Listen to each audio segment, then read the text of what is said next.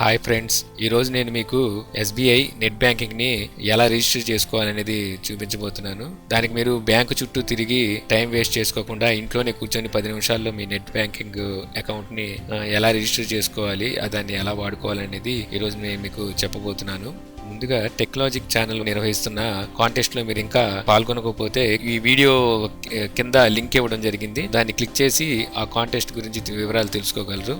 ఇప్పటి వరకు ఫేస్బుక్లో మీరు టెక్నాలజిక్ పేజ్ని లైక్ చేయకపోతే ఇక్కడ లైక్ బటన్ ఉంటుంది, సో దాన్ని క్లిక్ చేసి లైక్ చేయగలరు. అలాగే యూట్యూబ్లో టెక్నాలజిక్ ఛానల్ని సబ్స్క్రైబ్ చేయకపోతే ఇప్పుడు మీరు చూస్తున్న వీడియో కింద ఇక్కడ రెడ్ బటన్ ఉంటుంది, సో దాని మీద క్లిక్ చేసి సబ్స్క్రైబ్ చేయగలరు. హాయ్ వ్యూవర్స్, నా పేరు నాని ప్రభాకర్, మీరు చూస్తున్నారు టెక్నాలజిక్ ఛానల్.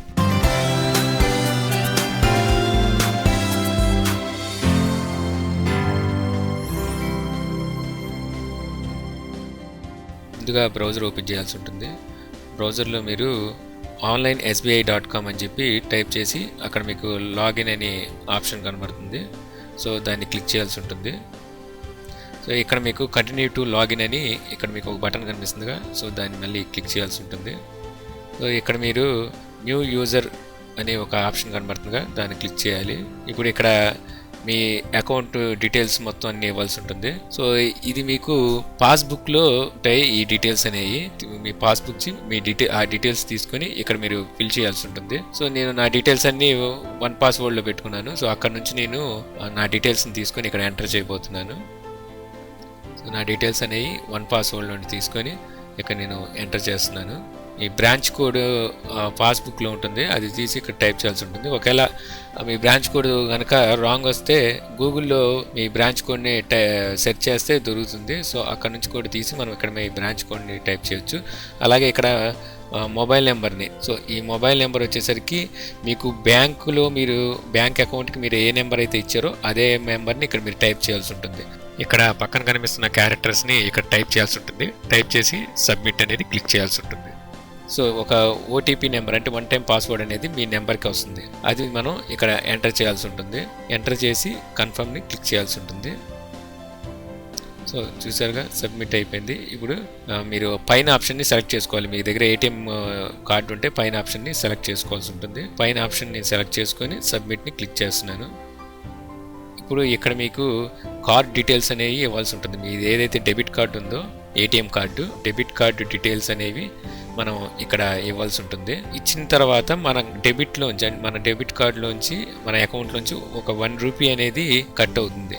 మన డెబిట్ కార్డ్ డీటెయిల్స్ అనేవి ఇక్కడ ఇవ్వాల్సి ఉంటుంది. ఇక్కడ పిన్ నెంబర్ అని ఉంది కదా, అక్కడ మీరు మీ ఏటీఎం పిన్ నెంబర్ని టైప్ చేయాల్సి ఉంటుంది. ఇక్కడ మీ కింద కనిపిస్తున్న క్యారెక్టర్స్ని ఇక్కడ టైప్ చేయాల్సి ఉంటుంది.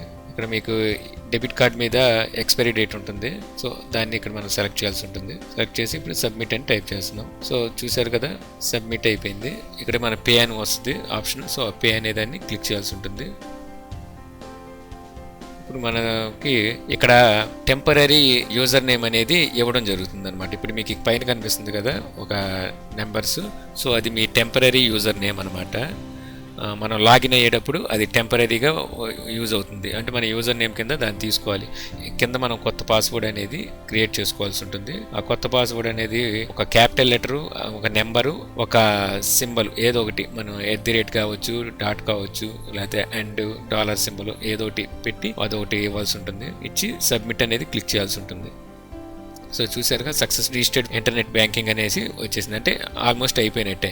ఇప్పుడు మనం ఎస్బీఐ మెయిన్ పేజ్ అనేది మళ్ళీ ఓపెన్ చేయాల్సి ఉంటుంది. ఆ టెంపరీ యూజర్ నేమ్ని మనం ఇక్కడ టైప్ చేసి కింద మనం ఏదైతే పాస్వర్డ్ మనం క్రియేట్ చేసామో ఆ పాస్వర్డ్ని కింద ఇవ్వాల్సి ఉంటుంది. ఇచ్చి లాగిన్ అనేది క్లిక్ చేయాల్సి ఉంటుంది. ఇక్కడ నుంచి మీకు టెంపరీ యూజర్ నేమ్ ఏదైతే మీకు వచ్చిందో అది మీకు పనిచేయదు. ఇక్కడ మీరు సొంతంగా మీరు ఒక యూజర్ నేమ్ని క్రియేట్ చేసుకోవాలి.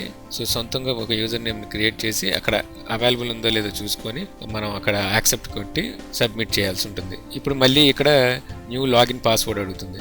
సో న్యూ లాగిన్ పాస్వర్డ్ అంటే ఇంతకుముందు మీరు టైప్ చేసిన అదే పాస్వర్డ్ని మళ్ళీ ఇక్కడ టైప్ చేయొచ్చు, లేదంటే పాస్వర్డ్ మార్చుకోవచ్చు. కన్ఫర్మ్ చేద్దాం. సెట్ ప్రొఫైల్ పాస్వర్డ్లోకి ఎంటర్ అవుతాం. సో ఇక్కడ మనం మన ప్రొఫైల్ అనేది సెట్ చేసుకోవాల్సి ఉంటుంది. ఇక్కడ ఎంటర్ ప్రొఫైల్ పాస్వర్డ్ అని ఉంది కదా, ఇందాక ఏ పాస్వర్డ్ అయితే ఇచ్చారో ఆ పాస్వర్డ్ అనేది ఇప్పుడు తీసుకోదు, ఇది మళ్ళీ సపరేట్గా ఇంకో పాస్వర్డ్ అనేది తీసుకుంటుంది. సో ఇక్కడ మనం ప్రొఫైల్ పాస్వర్డ్ని ఇందాక ఇచ్చింది కాకుండా వేరేది ఇచ్చి మనం ఇక్కడ మన ప్రొఫైల్ పాస్వర్డ్ని ఇచ్చుకోవాల్సి ఉంటుంది. ఇది కేవలం ప్రొఫైల్ పాస్వర్డ్ మాత్రమే. దీనికి లాగిన్ పాస్వర్డ్కి సంబంధం ఉండదు. మీరు లాగిన్ అయ్యేటప్పుడు మాత్రం ఇందాడ ఏ పాస్వర్డ్ అయితే ఉందో దాంతోనే లాగిన్ అవ్వాలి. ఇది ప్రొఫైల్ పాస్వర్డ్ మాత్రమే. ఇది హింట్ క్వశ్చన్ అని ఉంది కదా, సో ఇక్కడ మీరు ఒక క్వశ్చన్ని సెలెక్ట్ చేసుకోవాలి. దానికి ఆన్సర్ మనం కింద ఇవ్వాల్సి ఉంటుంది. ఒకవేళ ఎప్పుడైనా మన పాస్వర్డ్ అనేది మర్చిపోతే ఇవి మన పనికి వస్తాయి. ఇక్కడ ప్లేస్ ఆఫ్ బర్త్ మీరు ఎక్కడ పుట్టారో అది ఆ ప్లేస్ అనేది ఇవ్వాల్సి ఉంటుంది. అలాగే కంట్రీ వచ్చేసరికి ఇండియా సెలెక్ట్ చేస్తే సరిపోతుంది. ఇక్కడ మన మొబైల్ నెంబర్ ఇందాక ఏదైతే మీకు వన్ టైం పాస్వర్డ్ వచ్చిందో ఆ మొబైల్ నెంబర్ని మళ్ళీ ఇక్కడ ఇవ్వాల్సి ఉంటుంది. మీ అకౌంట్కి ఏదైతే నెంబర్ ఇచ్చారో ఆ నెంబర్ని ఇక్కడ మనం ఇవ్వాల్సి ఉంటుంది. తర్వాత సబ్మిట్ క్లిక్ చేస్తే ఈ విధంగా ఓపెన్ అవుతుంది. సో ఇంకా మీ ప్రొఫైల్ పాస్వర్డ్కి సెట్ అయిపోయింది, మీ అకౌంట్ అనేది కంప్లీట్ అయిపోయింది. ఇక్కడ మీకు స్కిప్ ప్రొసీడ్ అనే ఆప్షన్ కనబడుతుంది కింద. సో ఆ స్కిప్ అనేది క్లిక్ చేస్తే సరిపోతుంది. ఈ విధంగా ఎస్బీఐ నెట్ బ్యాంకింగ్ని ఎలా యాక్టివేట్ చేసుకోవాలనేది తెలుసుకున్నారనుకుంటున్నాను. ఈ వీడియో కనుక మీకు నచ్చినట్లయితే లైక్ చేసి షేర్ చేయగలరు. అలాగే యూట్యూబ్లో మా ఛానల్ని సబ్స్క్రైబ్ చేయకపోతే సబ్స్క్రైబ్ చేయగలరు. Thank you.